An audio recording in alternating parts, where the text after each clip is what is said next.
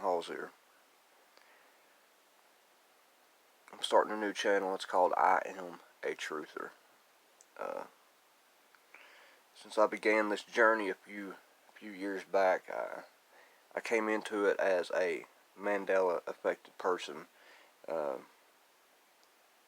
seeing the cracks in society. But now they see me as a crackpot. I'm the person that's insane. So I started beginning to look at culture in general. Culture in general. And I started thinking one day, if experiences shape who we are, they help us to shape what we perceive as right and wrong, as what we perceive as good and evil, as what we consider wealth, so on and so forth. What happens when you can change a person's memory? Or even better yet, their perception of what's good and what's bad? Does it change this person fundamentally? Does it make this person less? Does it make them more? Does it make them misguided when maybe they were walking straight toward the truth? I believe it does. I believe that every experience in our life shapes us. Every single one of them. And when I look at a person and I say, well, that ain't the person that I used to know, where did that person go to? Then I have to begin to look at what they may have experienced between then and now. Well, what happens if what I remember and what they remember is something totally different? Does that just drive us farther apart? Does it help to divide us? Since that seems to be part of our culture nowadays, is to divide us, to do anything that we're told to do by points of authority. If the authority points at this or that and says, that makes you sick, that's bad. Don't do this, don't do that.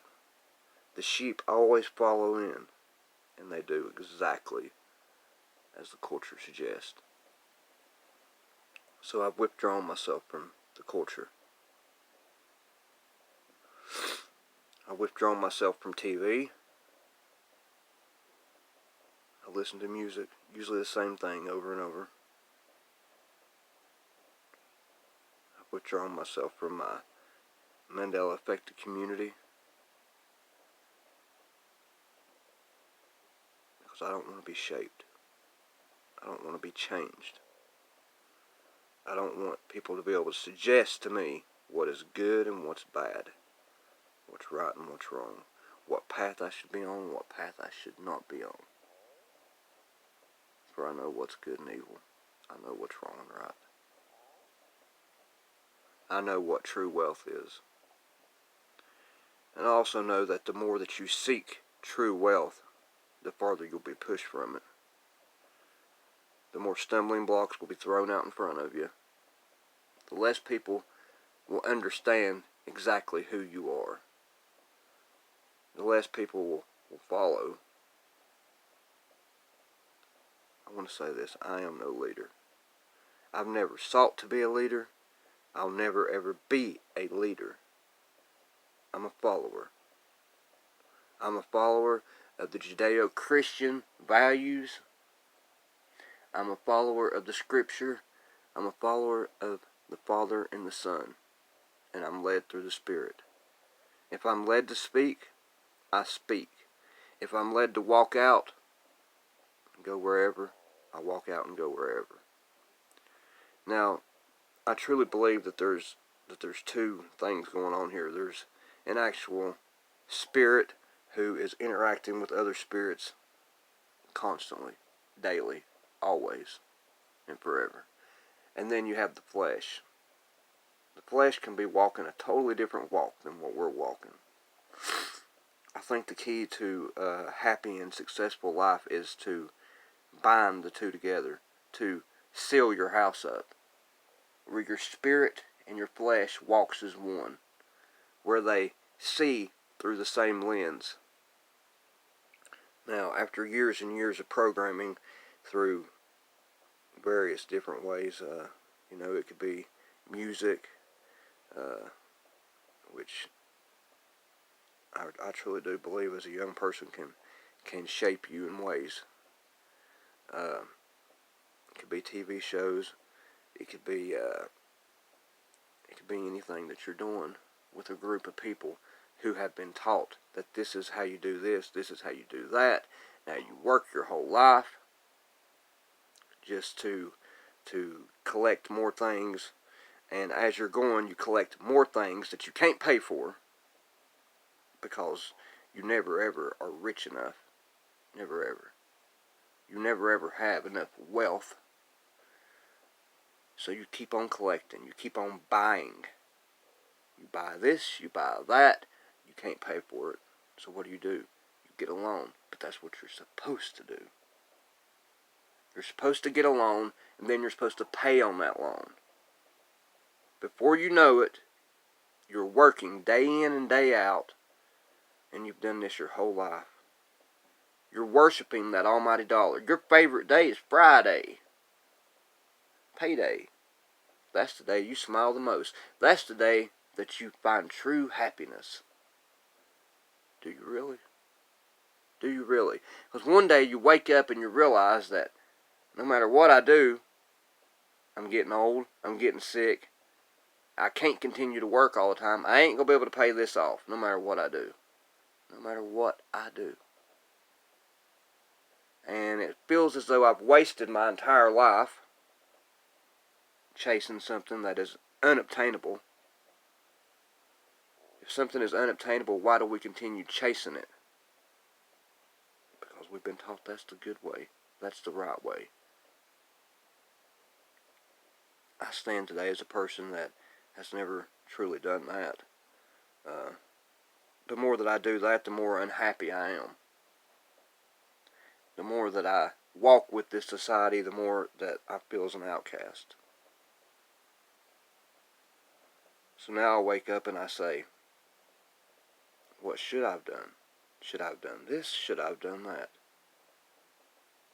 So it's a catch-22. I mean, you can do one or you can do the other, but I don't truly believe that you can be in this culture and be truly a part of it and be a Christian. I don't think it's possible. Because we're taught to worship things that you need not worship. Why would we even worship the dollar? It's not alive. Can't bring us anything but lies.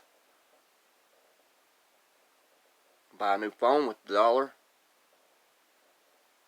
And get a bigger TV. Distractions. That is what they are. They're distractions between you and the Spirit. Between you and God.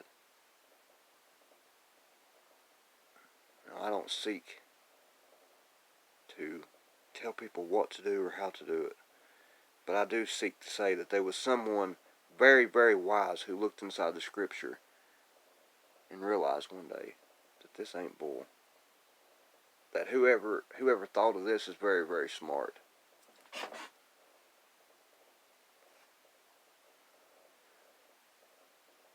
That there are two paths going.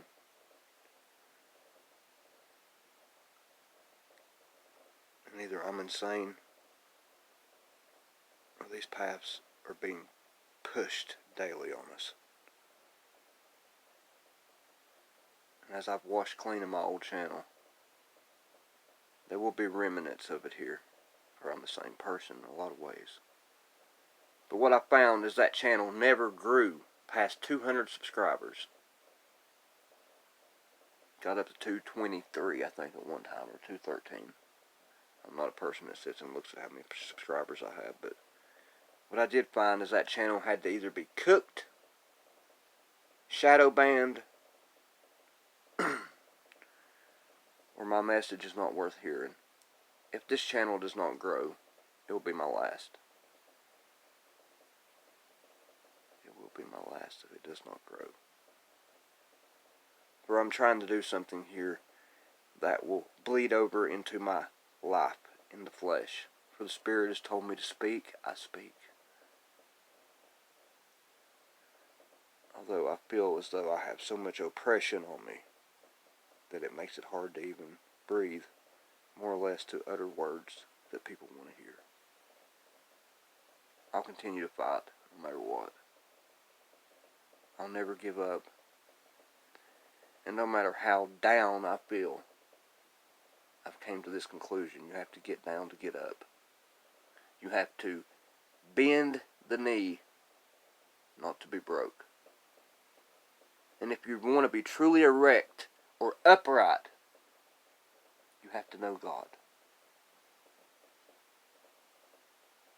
So I seek to know Him.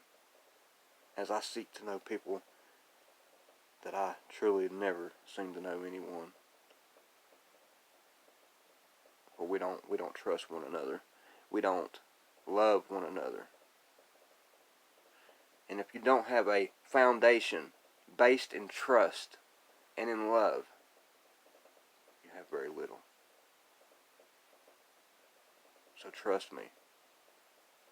You can talk to me. I'm one of the few people I think on this planet that won't look down their nose at you if you tell me something.